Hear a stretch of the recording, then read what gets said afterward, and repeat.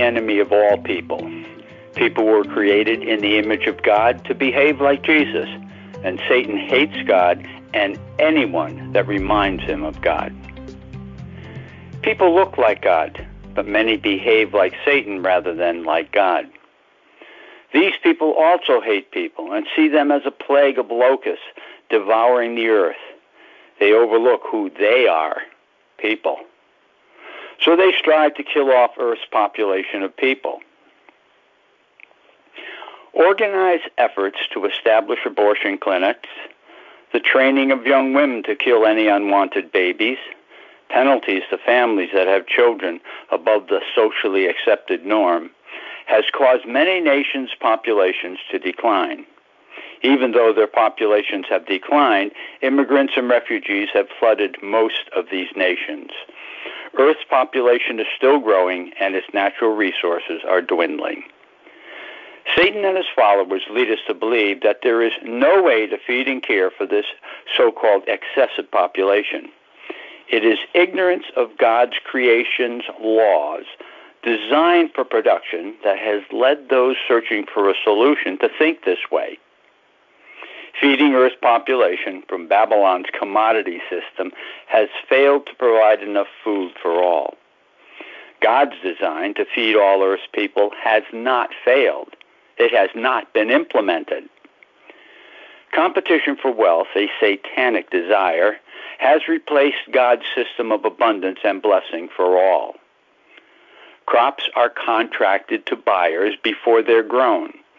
Then these contracts on that food are sold for a higher price than what was paid initially, resold over and over again, increasing the cost of that crop to those who will eventually buy it, has placed the price of food out of reach for many people the world over.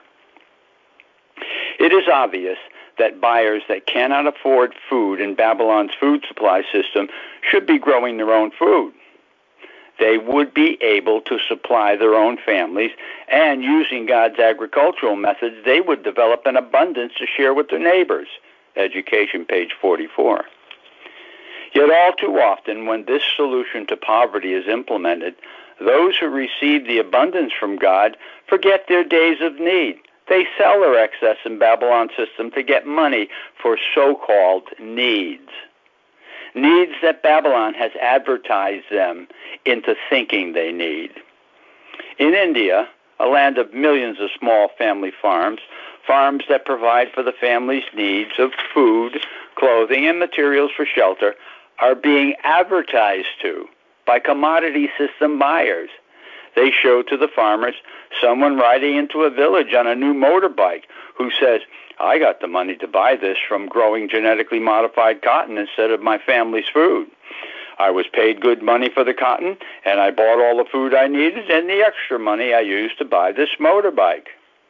This was the beginning of millions of family farms, farms that grew their own food for their families being taken from the farmers. The Roman system of a willing buyer and a willing seller was being set in place by advertising. When the high-producing genetically modified cottonseed was sold and the fertilizer and chemicals it needed to grow, the prices for the seed and the fertilizer and the pesticides were very low.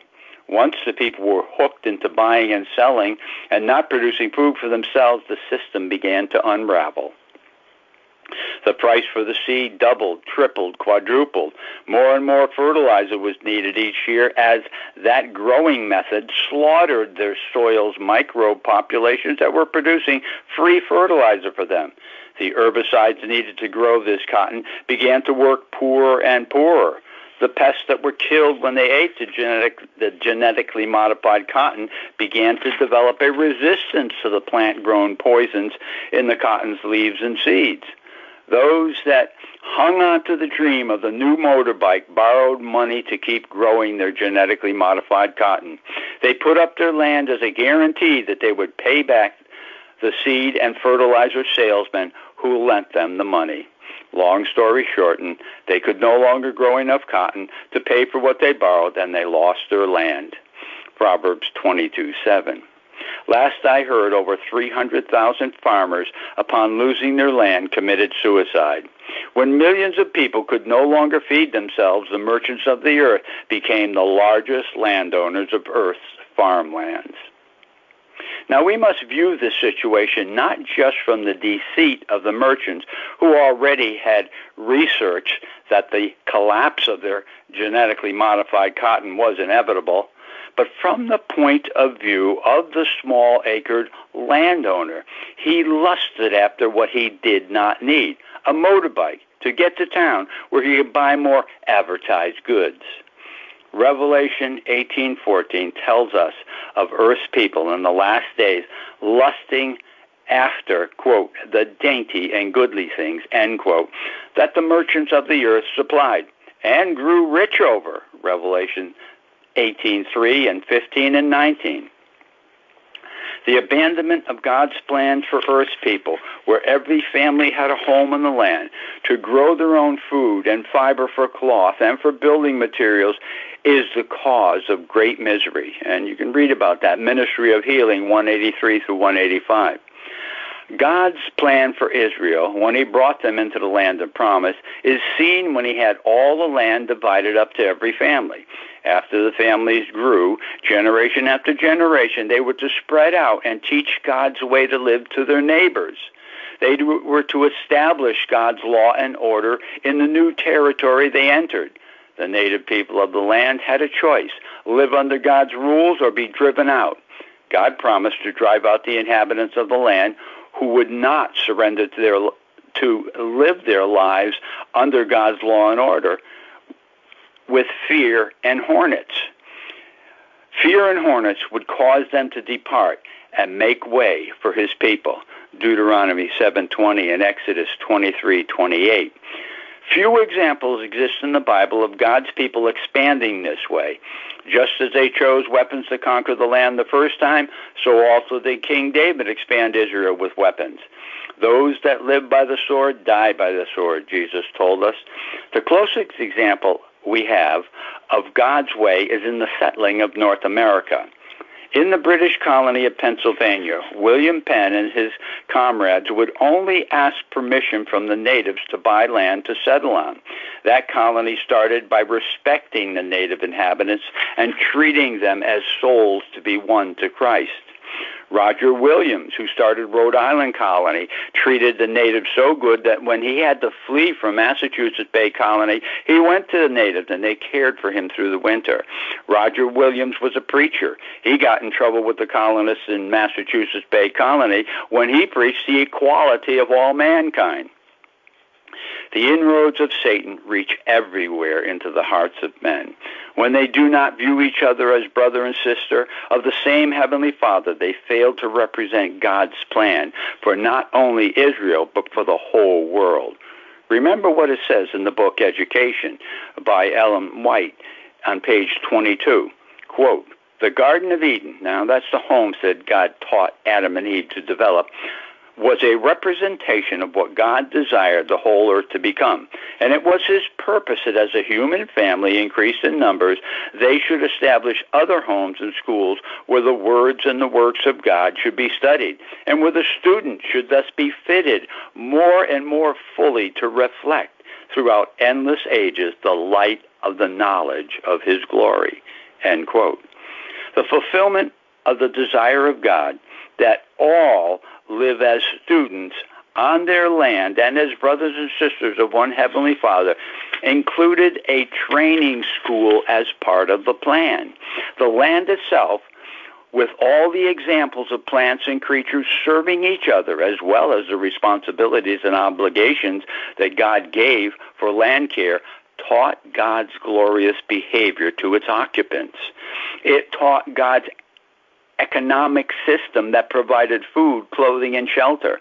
Although clothing was not needed, nor shelter from the elements, and food was abundant everywhere before disobedient earth care practices began, God knew ahead of time what mankind would do to the paradise they were given to care for. God knew what Satan had in plan for earth. God knew what Satan's plan for earth would develop into.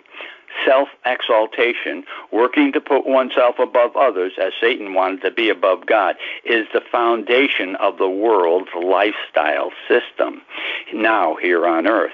Competition where everyone strives to be above each other developed what earth is today. God's system of serving, working to assist all the operations of nature, was the responsibility and obligation God gave mankind. It resulted in everyone being each other's servant. Matthew 20:26 through 28. We serve the soil's microbial livestock, Genesis 2:5. We serve the living ecosystem design that maintains the homestead God gave us, Genesis 2:15. We serve the domestic animals God created. All life on earth is served by us when we live God's way. God's way to live on earth, serving all life forms, in our sphere of influence is seldom demonstrated anymore on earth. Satan's way of dog eat dog has grown to the point where people are devouring each other to get ahead. This evil system has not only devastated the Earth's ecosystem, but a population reduction plan is in full swing. Those who have climbed to the highest positions of wealth and power see the results of their activities on their planet home. They have not concluded God's way is best. They have concluded that culling the herds of people is best. In Yellowstone Park in the United States, culling the herds of deer and elk was a practice that was implemented by the rangers governing the park's ecosystem. The grassland and forests were being devoured by these herds. The grasslands were desertizing, turning into deserts, and the forests were not able to regrow themselves. Yearly, they would shoot a percentage of the population, but the degradation to the landscape continued. 70 years before this, all the wolves in the park were killed off. The rangers felt they had a better plan to keep up the park than God had in place before they arrived. When the Environmental Protection Act mandated that all predators that had been killed be restocked, wolves were introduced to Yellowstone Park. When the wolf population grew to sufficient size, their management of the deer and elk herds resulted in the grasslands increasing their production of forage for the herds. The forest increased regrowth 6 times. Beaver came back and built dams along the creeks that increased waterfowl, wading birds, fish, and a host of smaller mammals. The river grew deeper and increased spawning ground for the fish. The carrion eaters, bears, eagles, vultures, and many other smaller birds and mammals and insects increased. As the wolves did their work, the carrying capacity of the grasslands increased the population of deer and elk. Reestablishing God's design for the ecosystem increased all life forms living there. How did this happen? God's design of how a violent system should operate is one of service.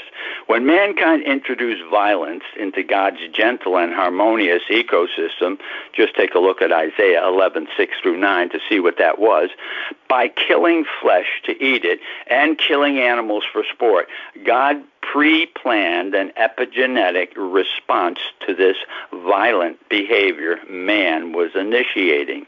Genes were turned on in all creatures that changed their gentle behavior to violent behavior. The canines and felines, the dog-like and cat-like species, became predators. Instead of eating greenery, Genesis 1:30, they turned to eating flesh. They were not alone in this switch. Mosquitoes, designed to sip from the nectaries of tiny flowers, while they pollinated them with each visit, switched to sucking blood. When we ruin the soil's capacity to house microbes by reducing the organic matter in the soil, less microbially made fertilizer is produced. The tiny flowers that the mosquitoes feed from are no longer supplied enough nourishment for the female mosquito to successfully reproduce. So God, knowing the importance of the pollination job he assigned the mosquitoes, pre-planned in their genes the ability to get one drop of blood so they can reproduce for several generations. The same plan to keep paradise alive when mankind violently kills the soil microbes, its insects, its fishes, birds, and animals is implemented. This plan slows the rush to extinction mankind has set in motion. In Yellowstone Park, the wolves first ambushed the deer and elk in the forest, driving them out to the open grasslands. This allowed the forests to regrow.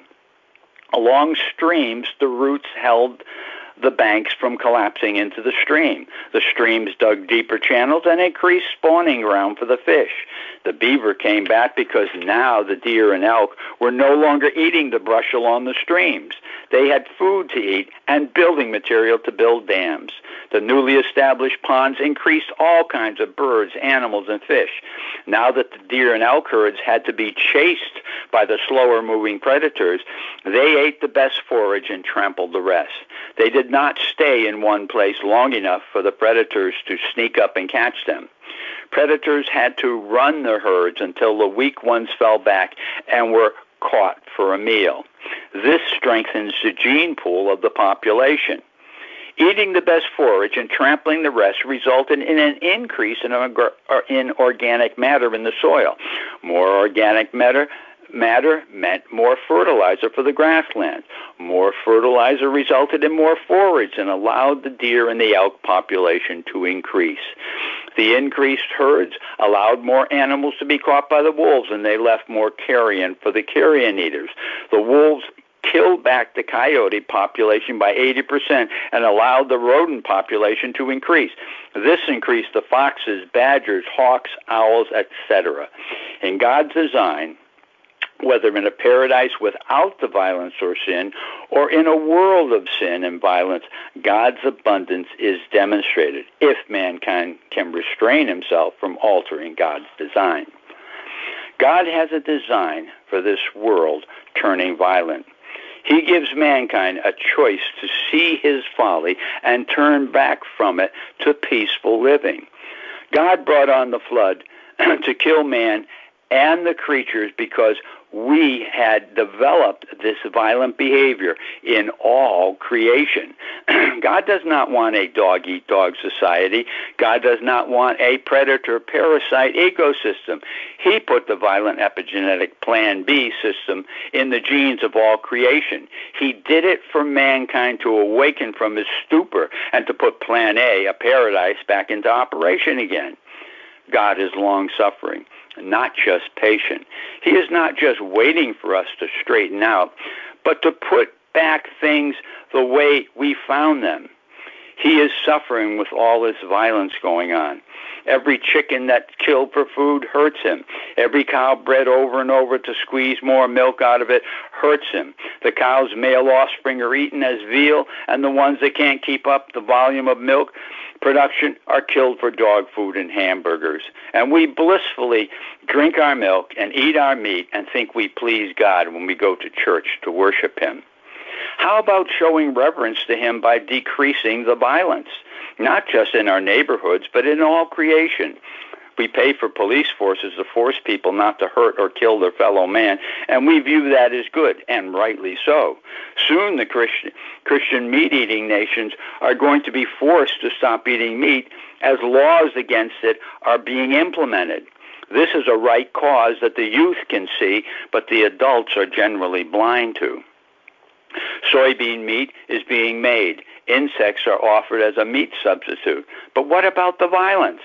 Violence has become a casual thing. We walk through the supermarket and look at the display of flesh for us to eat, and we don't even raise an eyebrow. When God said, quote, "I will destroy man, whom I have created from the face of the earth, both man and beast, and creeping things, and the fowls of the air," end quote, that's Genesis 6:7. What reason did he give? Genesis 6:13 tells us, quote, "The end of all flesh has come before me, for the earth is filled with violence through them." End quote.